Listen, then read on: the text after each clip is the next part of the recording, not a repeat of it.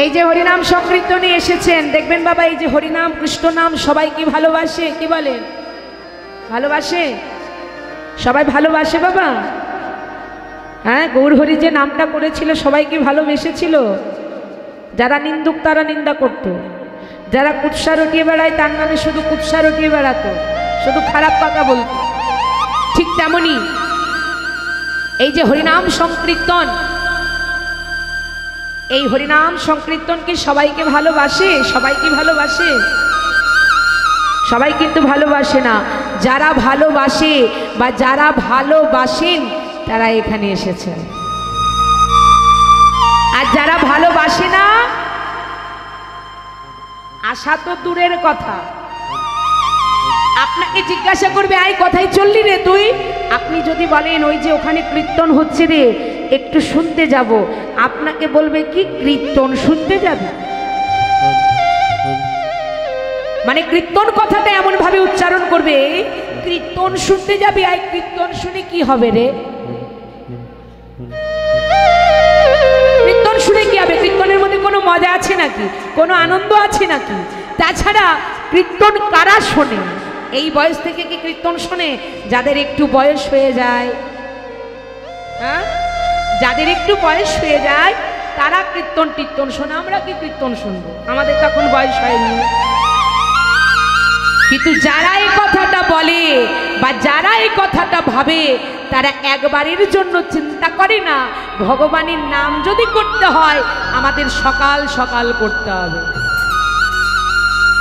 ভগবানের নাম যদি করতে হয় আমাদের সকাল সকাল করতে হবে। ওই বৃদ্ধ বয়সে মরণকালে গিয়ে যদি ভগবানের নাম করি কিচ্ছু লাভ হবে না। আস্তে অনেক ভাইরা এখানে দাঁড়িয়ে আছে, মনে মনে ভাবতে পারেন যে বলছে কীর্তন টির্তন শুনে যাদের একটু বয়স হয়ে যায়, তাহলে আমরা ভাবতে পারো তোমরা যে তাহলে কি আমাদেরকে বলছে যে আমরা কীর্তন শুনছি না? আপনাদের মধ্যে মানে তোমাদের মধ্যে কেউ প্রশ্ন আমাকে করতে পারো, আচ্ছা তুমি যে বলছো দিদি যে কীর্তন শুনবো, কীর্তন শুনে কি লাভ?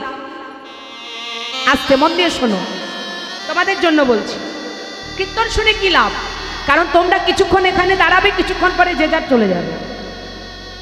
তোমরা বলতে পারো কীর্তন শুনে কি হবে? কীর্তন যারা শোনে বা তারাও মরে, কীর্তন যারা করে তারাও মরে, আর কীর্তন যারা শোনে না তারাও মরে, তাই তো? আস্তে কথাটা খুব মন দিয়ে শ্রবণ করুন।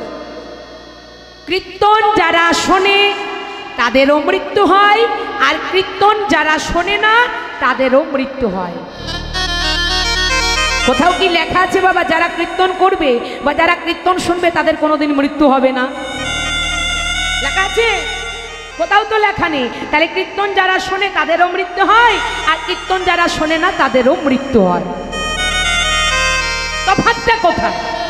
তাহলে শুনে কি হবে?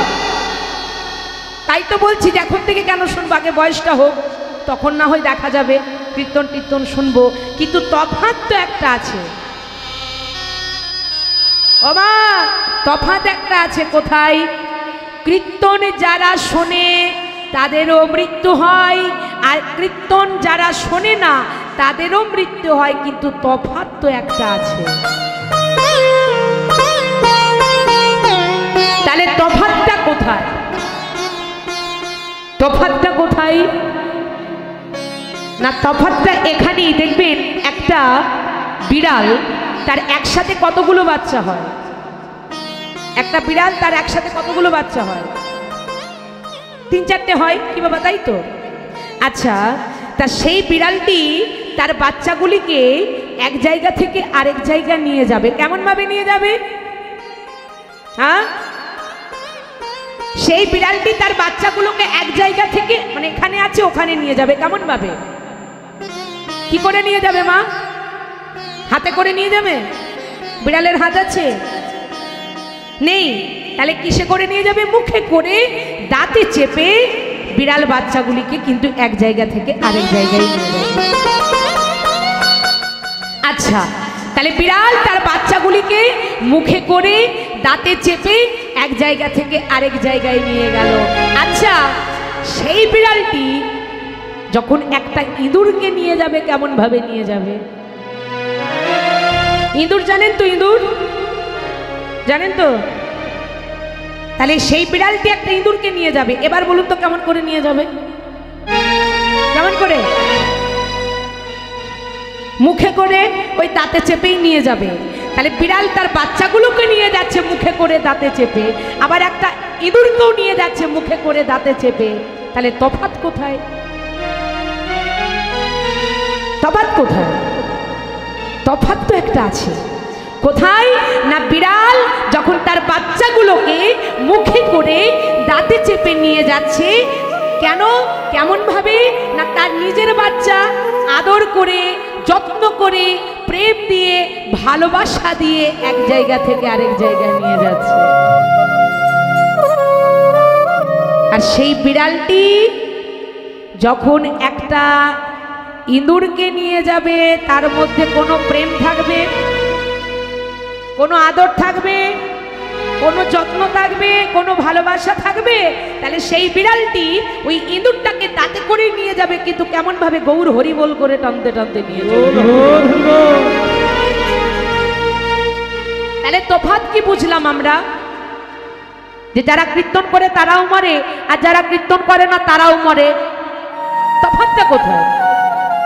হ্যাঁ, কীর্তন শোনে তাদেরও মৃত্যু হয়, আর যারা শোনে না তাদেরও মৃত্যু হয়। তফাৎটা কোথায় না, শুনে রাখো, তফাৎটা এখানেই। যারা কীর্তন শোনে বা যারা কীর্তন করে তাদের যখন মৃত্যু হয়, আর যারা কীর্তন শোনে না আর তাদের যখন মৃত্যু হয়, তফাৎ কেমন ভাবে নিয়ে যায় জানো?